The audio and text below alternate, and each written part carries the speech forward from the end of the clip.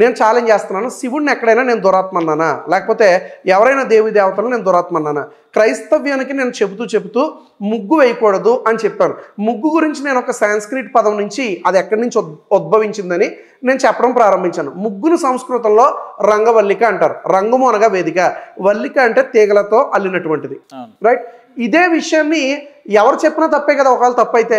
So నేను ఇప్పుడు ఒక వీడియో చూపిస్తాను, అందులో ఒక పెద్ద ఆయన ఏం చెప్తున్నాడో మనం విందాం. ఇల్లు శుభ్రంగా చీపురు కట్టతో తుడిచేసుకున్న తర్వాత ఇంటి ముందు మనం వేసేటటువంటి ముగ్గు మన ఐశ్వర్యానికి సంకేతం అని చెప్పుకున్నాం కదమ్మా. ముగ్గుని మనం ఏమని పిలుస్తాం? రంగవల్లి అని పిలుస్తాం. సుబ్రహ్మణ్య స్వామి వారి యొక్క ఒక భార్య వల్లీదేవి. సో ఇదే కాన్సెప్ట్ని ఆయన కూడా చెప్తున్నాడు. అయితే ఆయన డిఫరెంట్ ప్యాటర్న్లో చెప్తున్నాడు, డిఫరెంట్ ఫిలాసఫికల్ థాట్ని ఆయన పెడుతున్నాడు. ఇదే ముగ్గు కోసము నేను ఆరిజిన్ గురించి మాట్లాడుతున్నాను. ముగ్గు ఎక్కడి నుంచి ప్రారంభమైంది చాలామంది తెలీదు. ముగ్గు శివుణ్ణి ఉద్దేశించి పెడతారు. ఓ పరమశివుడా మా ఇంట్లోకి రా అని ఆహ్వానించడానికి ముగ్గు పెడతారు. అయితే ఈ విషయాన్ని చెబుతూ నేను ఏం చెప్పానంటే బ్లాక్ మ్యాజిక్ కోసం చెప్పాను. అంటే శుద్ర పూజలు ఉంటాయి కదా, శుద్ర పూజలకు సంబంధించిన వారు కూడా ఏమేస్తారు? ముగ్గేస్తారు ఖచ్చితంగా. ముగ్గు వేసి వారు దురాత్మలను ఆహ్వానిస్తారు. నేను చెబుతూ మీరు తెలియక ఒకవేళ శుద్ర పూజలకు సంబంధించిన ముగ్గులు ఏమన్నా పెడుతున్నారేమో, మీ ఇంటికి దురాత్మలు వస్తున్నాయని చెప్పినప్పుడు ఆ యొక్క బిట్ కట్ అయిపోయింది. ఎడిటింగ్ టీం వారు బిట్ కట్ చేశారు. దానికి నాకు ఎలాంటి సంబంధము లేదు. నేను ఉద్దేశపూర్వకంగా నేనైతే శివుడిని దురాత్మ లేదు. శివుడిని దురాత్మ అంటే నాకు కలిసి వచ్చేది కూడా ఏమీ లేదు. అక్కడ ఒక సహోదరులు ఏమని అడిగారంటే ముగ్గు మేము వేయచ్చా అని అడిగారు. ఇదే డౌట్ సంఘానికి అందరికి వచ్చినప్పుడు నేను క్లారిఫికేషన్ ఇస్తూ ఆ వీడియోని నేను యూట్యూబ్లో అప్లోడ్ చేశాను.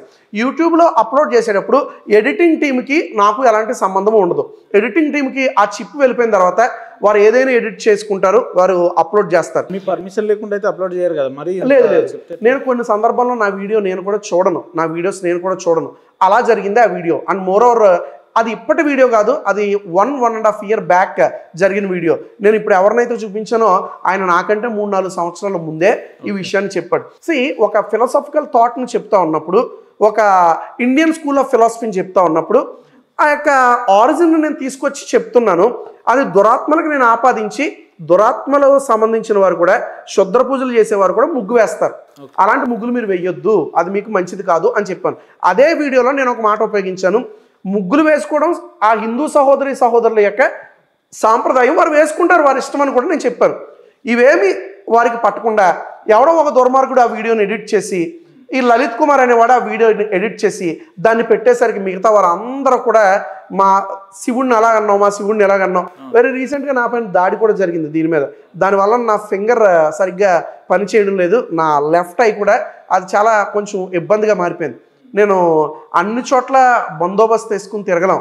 సరదాగా నేను టిఫిన్కి వెళ్ళినప్పుడు ఆ యొక్క కాకినాడలో నా పైన దాడి జరిగింది. సో అనవసరంగా దాని మీద మేము కేసు పెట్టాల్సి వచ్చింది. ఆ తర్వాత వారు చదువుకునే పిల్లలని తెలిసాక కేసుని వెనక్కి తీసుకున్నాం. ఇదే క్రీస్తు ప్రేమ అంటే.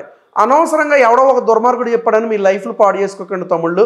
నేను ఒక్కటే మాట చెప్తాను, వాడు పబ్బం గడుపుకోవడం కోసం, వాడు ఫండింగ్ కోసం నన్ను, నా ఫ్యామిలీని లేదా ఇంకొకరి ఫ్యామిలీని తప్పుగా చూపెడతారు, లేదా వారు చెప్పిన మాటలను తప్పుగా చూపిస్తారు. మీరు అనవసరంగా మీ జీవితాలు పాడు చేసుకోవద్దు. మీకు దమ్ముంటే ఇప్పుడు ఆన్ రికార్డ్ మీరు చెప్పండి, జై శ్రీరామ్ అని అనండి. మీరు అంటే నిజమైన దేశద్రోహులు మీ క్రైస్తవంలో మిమ్మల్ని మీ రూపంలో చూస్తున్నాం మేము. ఇప్పుడు నేను అంటున్నా యాజ్ ఎ హిందూ, ఇప్పుడు నన్ను కాదు, నన్ను పక్కన పెట్టేయండి, హైందవ సోదరుని ఎవరిని తీసుకొచ్చి ఈ ప్లేస్లో కూర్చోబెట్టినా వాడు జై శ్రీరామ్ అంటాడు, జై యేసు అంటాడు, జై అల్లాహు అక్బర్ అంటూ, జై ఖురాన్ అంటాడు, వాడు అన్ని అంటాడు. మీకేం నొప్పి అంటున్నా? ఎందుకు మీరు జై శ్రీరామ్ అంటే ఎంత ఫన్నీగా చూడటానికి మేము చాలా పద్ధతిగా ఉంటాం, యేసు ప్రభువుని మేము నమ్ముతామని, లేదంటే ప్రతి ఆదివారాలు చర్చిలకు వెళ్తామని చెప్పి మీరు అక్కడ ఏం చేస్తారు తెలుసా? దేశద్రోహానికి కావాల్సిన లక్షణాలన్నీ నేర్చుకుంటున్నారని చెప్తాను నేను. రైట్, నేను కరెక్టే ఉన్నా. ఎందుకు దేశద్రోహులు అంటున్నా అంటే మీరు ఈ దేశంలో నివసించి ఈ దేశంలో పండుతున్న పంటను తిని భారత్ మాతకు జై అంటారా, జై శ్రీరామ్ అంటారా, లేదంటే జై హిందుస్థాన్ అంటారా అన్నారు. మీరు ఇంత చదువుకుని కూడా హైలీ ఎడ్యుకేటెడ్ అయ్యింది కూడా ఇంత ఫూలిష్గా, ఇంత ఫన్నీగా మీరు ఎలా మాట్లాడుతున్నారో నాకు అర్థం కావట్లేదు. ఎందుకు ఈ మాట చెప్తున్నానంటే brother, let me clarify. Praise the lord చెప్తేనే నేను ఫూలు, మీరు జై శ్రీరామ్ అని చెప్పమని నేను అడిగితేనే నేను ఫూల్. అదే కదా మీ ఇంటి? లేదు, మీరు దేశానికి కలిపారు శ్రీరాముడిని. దేశానికి శ్రీరాముడికి సంబంధం ఏంటి? అంటే ఇది భారతదేశం అండి. భారతదేశం అయితే శ్రీరాముడికి సంబంధం ఏంటండి? ఇక్కడ 80% రాముడనే కాదండి, ఎవరైనా కూడా పోనీ మీరు శివుని ఆశయాలు వర్ధించాలి. మీరు భారత్ మాతాకి జై చెప్పమంటే నేను 100 సార్లు చెప్తాను, భారత్ మాతాకి జై చెప్పమంటే 1,00,000 సార్లు చెప్తాను. కానీ జై శ్రీరామ్ నేను ఎందుకు చెప్పాలండి? నాకేంటి సంబంధం? మీరు హిందూ, మీరు చెప్పుకోండి, నేను క్రిస్టియన్, ప్రైజ్ ద లార్డ్ చెప్పుకుంటాను. మీరు భారత్ మాతాకి జై చెప్పంటే నేను చెప్తాను. భారతదేశం లౌకిక దేశం, ఇక్కడ అన్ని మతాలు, అన్ని వర్గాలు, అన్ని సంస్కృతులు నివసించవచ్చు అని చెప్తారు. మీరే అంటారు కదా, give respect and take respect అంటాం మనం. ఆబ్వియస్లీ అంటే నేను మీ కంఫర్ట్ కోసం, మీ కన్వీనియంట్ కోసం నేను ప్రైజ్ ది లార్డ్ చెప్పినప్పుడు నన్ను కూడా గౌరవించే బాధ్యత మీ మీద ఉంటుంది కదా. వాడు ఏమైపోయినా ఏం సంబంధం లేదు, ఎవడేమనుకున్నా మాకు సంబంధం, ఏమైతే అనం అని అంటే మీరు పంది తింటారా? అట్లా మాట్లాడారు. మీరు బీఫ్ తింటారా? మీరు ఆవు తింటారా? మీరు ఆవు తింటారా? ఆవు తినేవాడు ఉంటాడు, అతని ఇష్టం. మీరెవరండి ఫోర్స్ చేయడానికి ఆవు తినమని? ఇప్పుడు ముస్లిమ్స్ ఉన్నారు, వారు ఆవు తింటారు, వారి ఇష్టం అది. మిమ్మల్ని తినమంటానికి వారు ఫోర్స్ చేస్తే ఊరుకుంటారా? మా గోమాత అండి, ఆవు మేము తినమండి అని మీరు చెప్తారు కదా. శ్రీరాముడు మీరు జై కొట్టుకోండి, నన్ను ఎందుకు మీరు ఫోర్స్ చేస్తున్నారు? నేను ప్రైజ్ ద లార్డ్ మీకు చెప్పలేదు, నేను చెప్పను, నాకు అవసరం కూడా లేదు. మీరు జై శ్రీరామ్ చెప్పమని అడుగుతున్నారు. అయితే విషయం ఏంటి అని అంటే, ఇందులో గొప్ప అంశం ఏంటంటే కనుక, శ్రీరాముడిని భారతదేశాన్ని కలిపి శ్రీరాముకి జై కొట్టకపోతే మేము ఉగ్రవాదులు అంటారా? మీరు ఏంటంటే అసలు ఇందులో ఏం లాజిక్ ఉంది? శ్రీరాముడికి భారత్ మాతాకి అసలు సంబంధం ఏమన్నా ఉందా? కేరళ చీఫ్ మినిస్టర్ ఒక ఆయన ఏమంటాడంటే కనుక, పినరయి విజయన్ ఆయన పేరు, కేరళ సీఎం ఆయన అజీముల్లా ఖాన్ అని 19th సెంచరీలో ప్రైమ్ మినిస్టర్ ఉన్నాడు. మరాఠా పేష్వర్ నానా సాహెబ్కి ప్రైమ్ మినిస్టర్ ఉన్నాడు. ఈయన మొట్టమొదటిగా భారత్ మాతాకి జై అని ఆయన మొట్టమొదటిగా కాయిన్ చేశాడంట. ఇప్పుడు ఆయన అడుగుతున్నాడు సంఘ పరివార్ వారిని, ఇప్పుడు కొడతారా మీరు భారత్ మాతాకి జై అని అడుగుతున్నాడు. ఎందుకంటే భారత్ మాతాకి జై పెట్టిందే ఒక ముస్లిం పెట్టాడట. మరొక కొంతమంది ఏం చెప్తున్నారంటే, చందోపాధ్యాయ అని బెంగాలీ రైటర్ ఒక ఆయన ఉన్నాడు, ఆయన భారత్ మాతాకి జై అని రాశాడు. ఆయన వాస్తవానికి ఒక కమ్యూనిస్ట్ భావజాలం కలిగిన వాడు. ఇప్పుడు అడుగుతున్నాడు మీ అందరినీ, భారత్ మాతాకి జై ఇప్పుడు కొడతారా అని అడుగుతున్నాడు. వినండి బ్రదర్, భారత్ మాత వేరు, శ్రీరాముడు వేరు, సంబంధమే లేదు. శ్రీరాముడే, అది ఒక మతానికి సంబంధించిన ఆయన దేవుడు. మీరు ఆరాధించుకోండి, మీరు కొబ్బరికాయలు కొట్టుకోండి, మీరు దండ వేసుకోండి, మీరు అయోధ్యలో మందిరం కట్టుకోండి, మాకు ఎలాంటి అభ్యంతరము లేదు. మేము భారతదేశంలో పౌరులం కనుక మీకు ఆధార్ కార్డు ఉంటే నాకు ఉంది. నన్ను దేశం నుంచి పొమ్మన్నారంటే మిమ్మల్ని కూడా దేశం నుంచి గెంటేసే హక్కు నాకు ఉంది. శ్రీరాముడిని అవమానించే విధంగా మాట్లాడారనుకో మీకు చాలా ఇబ్బంది అవుతుంది. శ్రీరాముడిని ఎక్కడ అవమానించలేదే? గతంలో ఈ ప్లేస్ లోనే కూర్చున్నాడు మీ బ్రదర్ తెలుసు అనుకుంటా మీకు, అజయ్ బాబు గారు. ఆయన కూడా ఇష్టం వచ్చినట్టు మాట్లాడి తీరా 7-8 రోజుల తర్వాత లోపల పోయి కూర్చున్నాడు. సరే, నేను గనక ఆన్ రికార్డ్ చెప్తున్నాను, ఇప్పుడు గనక నేను శ్రీరాముడిని అవమానపరిచినట్టు మాట్లాడితే క్షమాపణ చెప్పడానికి సిద్ధమే. ఎందుకంటే శ్రీరాముడు వేరు, భారతదేశం వేరు, సంబంధమే లేదు. దేశం అంటే అది కంట్రీ, దేశం అంటే కంట్రీ, మతం అంటే అది రిలీజన్. రెండింటికి అసలు ఎలా ముడి పెడతారు మీరు? నేను జై శ్రీరామ్ చెప్పకపోతే దేశద్రోహిని ఎలాగవుతాను? అంటే ఇట్లా చెప్పడానికి కాన్సెప్ట్ ఏంటంటే, భారతదేశంలో దాదాపు 80% పైగా హిందువులు ఉన్నారు కాబట్టి వాళ్ళ మతాల్ని మనం గౌరవించే బాధ్యత మనలాంటి వాళ్ళ మీద కూడా ఉంటది కాబట్టి అని చెప్తున్నాం. అంతే తప్ప మీరు ఇక్కడ ఉండాలంటే జై శ్రీరామ్ తప్పకుండా అనాల్సిందే అనే కాన్సెప్ట్ ఇక్కడ కాదు. మీరు చెప్పే డబ్బా మాటలు ఎలా ఉంటాయంటే కనుక బ్రదర్, మీ వాళ్ళు చెప్పే డబ్బా మాటలు ఎలా ఉంటాయంటే, దేశంలో 80% హిందువులు ఉన్నారా? మీరు ఏమన్నా సెన్సెక్స్ ఏమన్నా చూసారా? ఏమన్నా తెలిసే మాట్లాడుతున్నారా మీరు? దేశంలో 80% హిందువులు ఉన్నారా? కుంభమేళాకి ఇన్ని కోట్ల మంది వచ్చేసారు, దేశంలో 80% హిందువులే ఉన్నారు. తర్వాత ఏమో మా యొక్క మహాభారతంలో ఆటం బాంబులు ఉన్నాయి, ఎవడో ఎక్కడో ప్లాస్టిక్ సర్జరీ చేస్తే మా శివుడు ఎప్పుడో ప్లాస్టిక్ సర్జరీ చేసేసాడు, మహాభారతంలో గొప్ప గొప్ప ఆటం బాంబులు గన్నలో ఉన్నాయి. ఇలాంటివన్నీ ఎందుకు? ఇవన్నీ ఎందుకు చెప్పుకోవడం? ఉన్నో మాట్లాడుకుందాం. ఇందాక మీరు అన్ని చెప్పిన అన్ని బాగున్నాయి. డబ్బా మాటలు అని అన్నారు కదా, ఆ డబ్బా మాటలు అసలైన ఉదాహరణ ఏందో నేను మీకు ఇప్పుడే వినిపిస్తా. ఒక్క నిమిషం అట్లా మీరు మాట్లాడొద్దు, ఒక్క నిమిషం. ఈయన ఏమంటాడు అంటే, నాకు లక్షలు వచ్చాను కాక దేవుడు ప్రార్థన చేస్తే నాకు 3.5 లక్షల దేవుడు నాకు ఇవ్వడం జరిగింది. ఇది డబ్బా అంటారు, నేను దీన్ని డబ్బా అంట. నేను అంటే యేసు పైసలు కావాలంటే ఏటీఎంలో పోయి డబ్బులు ఇస్తాడు, వైఫై కావాలంటే పోయి వైఫై మొత్తం అన్లిమిటెడ్ రీఛార్జ్ చేసేస్తాడు. ఇదా డబ్బా? ఇది బహుశా ఆమె పూర్తి వీడియో మీరు చూడలేదేమో. ఆమె పూర్తి వీడియో లేస్తే యేసు ప్రభుని అడ్డం పెట్టుకుని అడ్డగోలుగా డబ్బా కొట్టేది పాస్టర్ల ముసుగులు ఉన్న కొంతమంది వ్యక్తులు కాదంటారా? ఇప్పుడు సరే మీ నోటనే నేను నిజం చెప్పిస్తా, మీరు కూడా ఒక పాస్టర్ కాబట్టి సరే, పాస్టర్ల డబ్బా కొట్టి ఒకే ఒక నిమిషం టైం ఇస్తారా? రైట్. ఇప్పుడు మీరు ఆమె పూర్తి వీడియో చూడలేదేమో. ఆమె ఏటీఎంలో కార్డు పెడితే ఆమెకి డబ్బులు ఇచ్చింది యేసుక్రీస్తే అని చెప్పింది. ఇంకా చెప్పాలంటే ఆమె ప్రార్థన చేస్తే గ్యాస్ సిలిండర్ నిండిపోయిందట. ఇబ్బంది అయ్యింది. ఒక్క నిమిషం ఇది మా ఇంట్లో నెట్ అయిపోయి ఇబ్బంది అయ్యింది. మా ఆయన ఫోన్ కి నా ఫోన్ కి 2GB మాత్రమే వచ్చేది. నెట్ ఆగిపోయిన తర్వాత 3:30కి కరెక్ట్ 3:30కి నేను అట్లాగే మోకాళ్ళ మీద ఉండి ఇది ఎందుకు తండ్రి ఈ రీతిగా నాకు ఎందుకు జరుగుతుంది అనేసి నేను దేవుని వేడుకున్నప్పుడు నెట్ సరిపోతలేదు అనేసి నేను ఎంత ఏడ్చుకుంటూ ప్రార్థన చేసింది. 3:30కి అన్లిమిటెడ్ లైవ్ మా ఇంటికి వచ్చేసిందండి. ఏమనాలో చెప్పండి. ఇప్పుడు నెట్ అయిపోతే కూడా యేసుప్రభు వచ్చి అన్లిమిటెడ్ నెట్ ఇస్తున్నాడు. ఎవరు డబ్బా కొట్టుకుంటారు సార్? ఏం మాట్లాడుతున్నారు మీరు? ఇలాంటి లేస్తే చర్చిల పేరు మీద లేదంటే ప్రార్థనల పేరు మీద బాప్తిజం పేరు మీద డబ్బాలు కొట్టుకునేది పాస్టర్లు, క్రైస్తవ సమాజం. మళ్ళీ హిందువులని ఇంత మేము చెట్లలో దేవుణ్ణి చూస్తాం, పుట్లలో దేవుడు, అలాంటిది మమ్మల్ని మీరు డబ్బా కొట్టుకుంటున్నారు అని అంటే ఇది మీ విజ్ఞతగా వదిలేసి మీరు డిస్టర్బ్ చేయకుండా టైం ఇస్తానంటే నేను చెప్తాను. బరాబర్ మీరు 10 నిమిషాలు మాట్లాడండి. ఛానల్ ఏమిది ఏమున్నది? ఆమెను వీడియో చూపించారు కదా ఆ పాస్టర్ గారు, కేవలం ఏటీఎంలో పెడితే డబ్బులు వచ్చినాయి అని చెప్పింది కదా, అది ఒకటే చూసారేమో మీరు. ఆమె ప్రార్థన చేస్తే గ్యాస్ సిలిండర్ నిండిపోయిందట.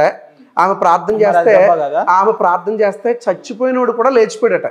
ఇలాంటి డబ్బా మాటలు చెప్పేవాళ్ళు క్రైస్తవ్యంలోనే ఉన్నారు అని అంటే నేను అంగీకరించను. హిందూయిజంలో కూడా అమ్మకి కొబ్బరికాయ కొడితే అమ్మకి నేను కానుకేస్తే ఈమె ఎవరు అంటున్నా? ఆమె పాస్టర్ అమ్మా. అంటే క్రైస్తవ్యంలోనే ఉంది కదా, రైట్? మరి లేరంటారు. లేరని నేను చెప్పట్లేదు కదా, క్రైస్తవ్యంలో ఉన్నారంటున్నాను. క్రైస్తవ్యంలో ఉన్నారు కాదు, అసలు క్రైస్తవ్యంలోనే ఉంటారు ఇట్లాంటి. నేను అందుకే అడిగాను, నన్ను డిస్టర్బ్ చేయకండి బ్రదర్ అని. నేను అమ్మని కొబ్బరికాయలు కొడితే లేదంటే పినతల్లికి అరటి పండ్లు ఇస్తే ఇట్లా కాదండి. నేనేమంటున్నా, మీరు ఇతర మతాలని కోట్ చేయడం మానేసి అసలు ఏం జరుగుతుంది అనేది మీరు ఇండికేట్ చేస్తే బాగుంటుంది. ఎందుకంటే మీలాంటి ఒక ఇంటలెక్చువల్స్ అని చెప్పుకునే కొంతమంది వ్యక్తులు సమాజానికి ఏదైనా 4 మెసేజ్లు చెప్తే బాగుంటుంది తప్ప, ఇప్పుడు అవతలోడు తప్పు చేస్తున్నాం కాబట్టి మేము కూడా చేస్తున్నాం ఏంటంటే ఇదేం పద్ధతి చెప్పండి? Right, very good question. ఎందుకంటే మీరు ఇంటలెక్చువల్ అన్నారు కదా, నేను అసలు ఇంటలెక్చువల్లే కాదు, నేను ఒక అజ్ఞాన్ని అనుకుంటాను నేను. బట్ వాట్ ఎవర్, ఏదేమైనా నిజాన్ని ఒప్పుకున్నారు సరే, వాట్ ఎవర్. మీరు ఒక అద్భుతమైన పాయింట్ మీరు రైజ్ చేశారు కనుక నేను దీని కొరకు ఒక మాట చెప్పాలని ఆశపడుతున్నాను. మీరు ఎవరినైతే ఆమెను చూపించారో ఆమె క్రైస్తవ్యాన్ని మోసం చేస్తుందని మీకు క్లియర్గా అర్థమవుతుంది కదా. అక్కడ ఉన్న వారికి అర్థం కాకపోయినా చాలా మందికి సోషల్ మీడియాలో ఈ విషయం అర్థమైంది. అందుకే అందరూ వాళ్ళకి అర్థం కాకుండానే నిజంగా మీరు గొర్రెలరా బాబు, వాళ్ళు అంత క్లియర్ గా మోసం చేస్తుంటే మీరు ఎందుకు పట్టించుకోవట్లేరు అని చెప్తారు కొంతమంది వ్యక్తులు. మేము గొర్రెలమైతే మీరు బత్తాయిలే కదా, మరి అప్పుడు మీరు ఖచ్చితంగా మేము గొర్రెలమైతే మీరు బర్రెలే కదా. ఎందుకంటే మేము ఎట్లా బత్తాయిలం అయితే మీరు చెప్పండి, మీరు ఎట్లా గొర్రెలో నేను చెప్తా. మీ బైబిల్లోనే ఉంది కదా. ఓకే, అమ్మకి కొబ్బరికాయ కొట్టాను. ఏ అమ్మో చెప్పండి, బాగోదు.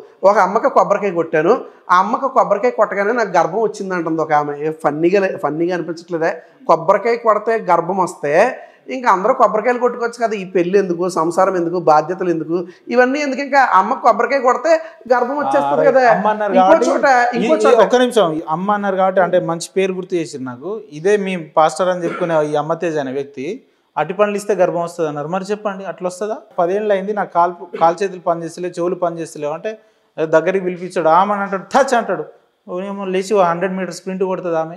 ఇది ఎక్కడి నుంచి వచ్చింది మరి? అమ్మతేజ అనే వ్యక్తి ఎవరైతే ఉన్నాడో తెలుసా, అతనికి క్రైస్తవ్యానికి ఎటువంటి సంబంధం లేదంటాను నేను. ఎందుకంటే అతను ఒక బాబా, అతను ఒక క్రైస్తవ బాబా. హిందూయిజంలో బాబాలు ఉన్నారు, సంబంధం లేదు అతనికి మాకు. అమ్మతేజకి ఎటువంటి సంబంధము లేదు. పూర్తి స్వేచ్ఛ వాయువులతో ఉన్నారా మీరు? ఫుల్ కాన్షియస్ తో ఒక్కసారి మిమ్మల్ని మీరు గిచ్చుకోండి. నేనేమి డ్రగ్స్ తీసుకుని రాలేదు, కల్లో ఉన్నట్టు ఫుల్లీ కాన్షియస్ గా. క్రైస్తవ్యం అంటేనే అమ్మతేజ లేకపోతే క్రైస్తవ్యం లేదని ఆ పొద్దున లేతే ఆ మనిషి ఆ రకంగా పోర్ట్రేట్ చేసుకుంటే మీరేమో ఆయనకు క్రైస్తవానికి సంబంధం లేదంటారు. లేదు. ఎందుకు అని అంటే కనుక వినండి బ్రదర్, మీడియాలో ఒకసారి ముంబైలో ఒక ఆయన మీడియా స్కామ్ లో దొరికిపోయాడు. ఒక ఆయన్ని బేస్ చేసుకుని ఇప్పుడు మీరు అందరూ కూడా దొంగలే అని నేనంటే అంగీకరిస్తారా మీరు? లేదు. అమ్మతేజ అనే వ్యక్తికి క్రైస్తవ్యానికి సంబంధం లేదు. చూడండి, హిందూయిజంలో బాబాలు ఎలా ఉంటారో క్రైస్తవ్యంలో కూడా కొంతమంది బాబాలు ఉన్నారు. ఆ బాబాల్లో ఇప్పుడు ప్రస్తుతం ట్రెండింగ్లో ఉన్నది ఎవరు అని అంటే కనుక అమ్మతేజ గురించి నేను పదే ఒకటే మాట చెప్తున్నాను. Ready for any kind of debate. మీరు తీసుకొచ్చి కూర్చోబెడితే అమ్మతేజకి బైబిల్ తెలియదని నేను కొద్ది నిమిషాల్లోనే ప్రూవ్ చేసి మీ ముందు పెడతాను. అమ్మ తేజకి బైబిల్ తెలియదు, అతనికి తెలిసిందల్లా ఏంటి అని అంటే కనుక ఎవరి దగ్గర ట్రైనింగ్ తీసుకుని టచ్ అనే ఒకే ఒక మాట నేర్చుకున్నాడు. టచ్ అంటే ముట్టు, టచ్ అంటే తాకు, తాకు అంటే స్వస్థత అయిపోతే ఏంటి దానికి ఇంకా హాస్పిటల్స్ ఎందుకు, ఇంకా వైద్యులు ఎందుకు? ఆలోచన చేయండి ఒకసారి. దేవుడు స్వస్థపరుస్తాడా? ఖచ్చితంగా స్వస్థపరుస్తాడు. తన వాక్యం ద్వారా స్వస్థపరుస్తాడు. దేవుడు తన సేవకుల ద్వారా కూడా స్వస్థపరుస్తాడు. కానీ ఖచ్చితంగా ఈ అమ్మ తేజ గురించి మనం మాట్లాడితే ఇతను ఒక దొంగ, ఇతనికి వాక్యం తెలియదు, పేరు పెట్టి పిలుస్తానంటాడు. పేరు పెట్టి పిలిచేది కూడా అదొక పెద్ద స్కామ్. అది అక్కడెక్కడో ఒక వ్యక్తి కూర్చుంటారు, సౌమ్య నీకు దేవుడు యేసు ప్రభు ఉద్యోగం ఇవ్వబోతున్నాడు అంటే ఆమె లబోదిబో అని మొత్తుకుంటుంది. ఆమెనే బహుశా అమ్మ తేజ ఆ అమ్మాయికి ఫేస్బుక్ ఫ్రెండ్ అయ్యి ఉండొచ్చు. ఆ ముఖం చూడగానే ఆమెను పిలుస్తాడేమో. ఇలాంటి చాలా జిమ్మిక్కులు ఉంటాయి.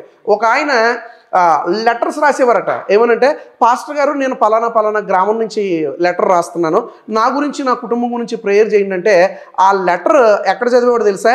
ఆ గ్రామం వచ్చినప్పుడు, ఆ పట్టణం వచ్చినప్పుడు అక్కడ లెటర్ చదవగానే ఆల్రెడీ ఈ సమస్యలో ఉన్నానని నువ్వే చెప్పేసుకున్నావు కదా. సో వెంటనే ఆ లెటర్ చదవగానే నిజంగా నన్నే పిలిచాడేమో అని ఫీల్ అయ్యేవారు.